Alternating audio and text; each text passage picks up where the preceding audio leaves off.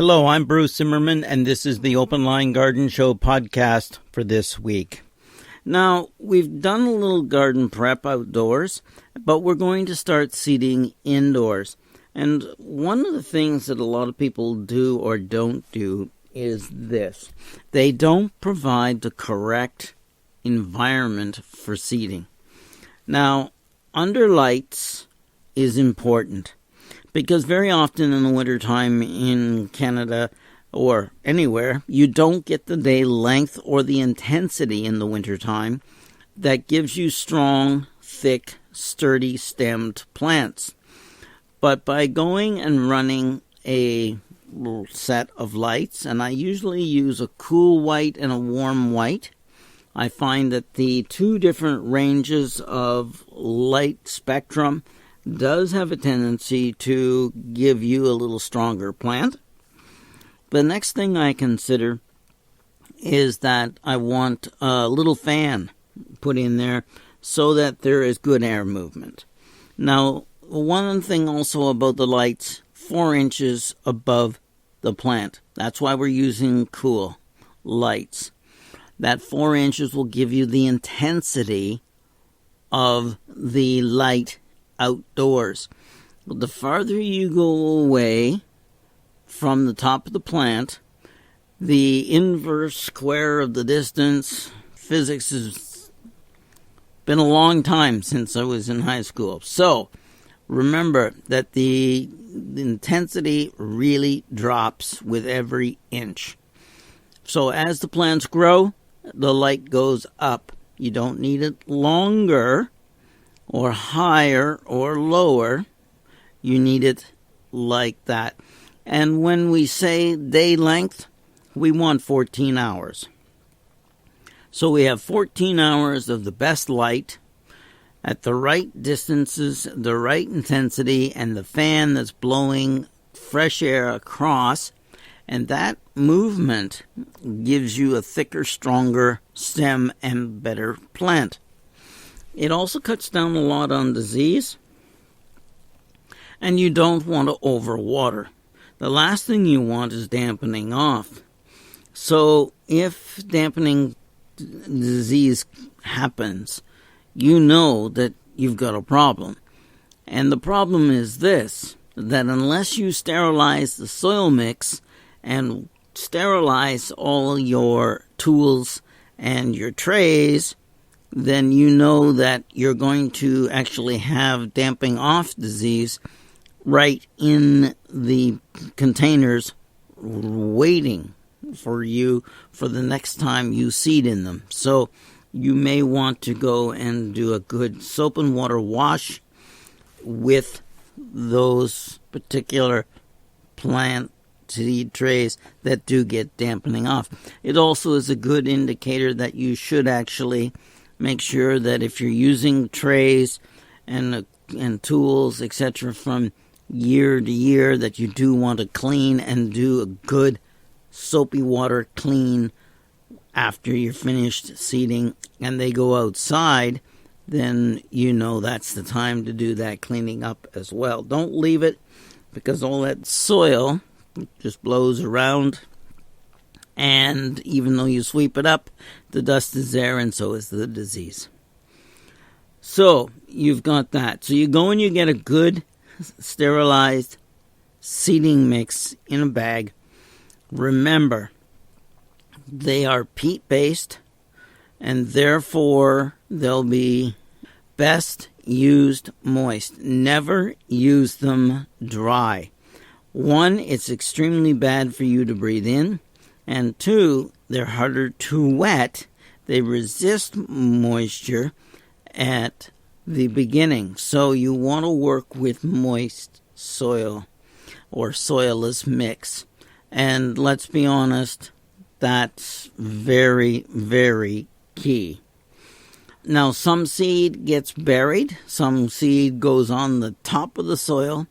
Some goes on top of the soil, but the tray is covered, and so that there's no light in there, so that it actually germinates in the dark. they're different. And the instructions are either in the catalogs or on the seed packages. So you must read them carefully and give the right environment. I used to, when I was doing a lot of seeding at home, I used to take my hand and every morning I would go across the plants. I make sure that my hands were clean, mind you, and I would just sort of give them a light sort of brush across the top and say good morning to them, simply to give them that extra abuse, if you want to call it that, but movement, so that it augments the movement from the fan. It's a little rougher, and you, as long as you don't do anything silly, will actually get much stronger stems. So you can try that as well if you don't have a fan. It should be done at least once a day. Now, you're going to go to the store and you're going to get your seed. And you're going to do it in January, but you're going to seed at different times. The general rule is 6 to 8 weeks before you go to set them out in the garden. So that's when you usually seed. But there are exceptions where plants take longer to develop to size before you get ready to put them outside. When you do get them outside, you're going to start hardening them off, which means they go out for a few minutes, in, back in, out of the wind, the sun, the rain, etc. And you will do this for maybe 5 days, maybe a week, maybe 2 weeks. It depends on the plant material, and it also depends on the soil and temperatures and, of course, the time that you have left that you can go and actually do this. Some people will do it much earlier, put them in a cold frame, and you can do it much earlier, but a lot of people don't have cold frames anymore. So try that. So let's do and run down a few of the plants that you're going to use sowed indoors early. And February is considered early. So Geranium is usually done and seeded between the 20th and the 28th. Begonias are done in all of February. Just get them going, because there's seed that is so small, so fine, that it's like dust, and you just have to breathe and it blows away. And it's very, very expensive. You may go down and do Chinese lantern if you're crazy enough to actually plant this in your garden. To my way of thinking, or at least around here, it is an invasive weed, which is hard to get rid of, but you can if you're persistent. You may try coleus anytime from the end of January till about the 15th of March. Then you can do dahlias. Now, these are usually the smaller dahlias. They're done from seed, February 15th, all the way to the April the 15th. Dianthus, which is your carnations, around February 20th to about the 15th of March. Dusty Miller is an interesting one, February 1st all the way through. But trust me, you want a reasonably good-sized plant that you set out for this particular plant. I've always found, particularly if you're in heavier soil, so February 1st to April 1st, but it's better earlier in that period of time. In other words, around the first part of February.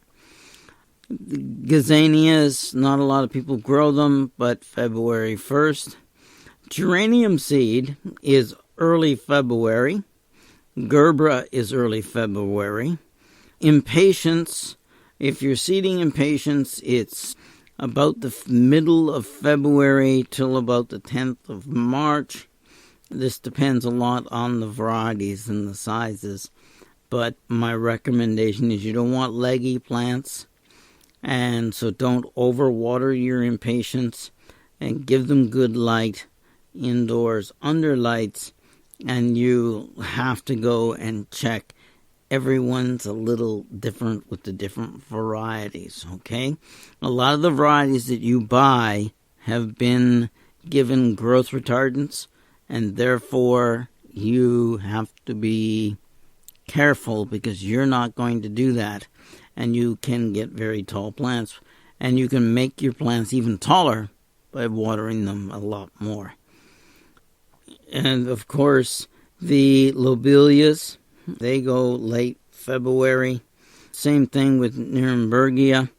They go late February. Petunias are mid-February on until the 1st of March. Depending on the varieties of petunias, there's so many different kinds anymore. Please, with all the breeding that's gone on with petunias, use the catalog and the recommendations in there. I wouldn't even use the seed package. I would actually go to the distributor's catalog for that particular one. I think that's so important. Salvia can be done late February up until about the 15th of March. So you've got a good period of time there. Salvia is a good plant to put out in the garden because it's tough. And it gives you blooms, particularly the blue ones, but there are others, the reds and the pinks and the bicolors, etc. So that's good. Try those. Snapdragons, you gotta have snapdragons if you got kids, just to show them how the dragon, okay? And how to make the dragon talk. But they also, once they're established in your garden, may seed themselves. And I have never planted snapdragons in my yard, but I have snapdragons every year. And every year I get colors I don't like. I pull them out before they go to seed.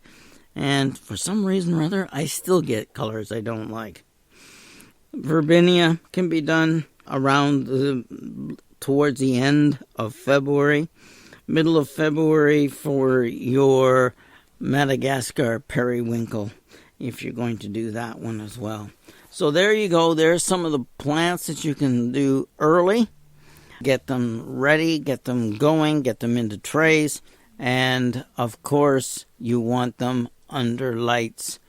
Getting 14 hours of light a day. The light should be 4 inches from the top of the plant. Don't overwater. Probably not going to feed them right away. There should be enough fertilizer in a soilless mix already for you. If you find that you really need it towards the end, make sure that it's an extremely weak plant food that's designed to give you strong stems and flowers as opposed to vegetative growth. Okay, you're less likely to actually hurt the plant doing that as well. And of course, it's stockier. So that's always good. And blooms a little earlier too. All of that's good, and that's what you're looking for. I'm Bruce Zimmerman. This is the Open Line Garden Show podcast for this week.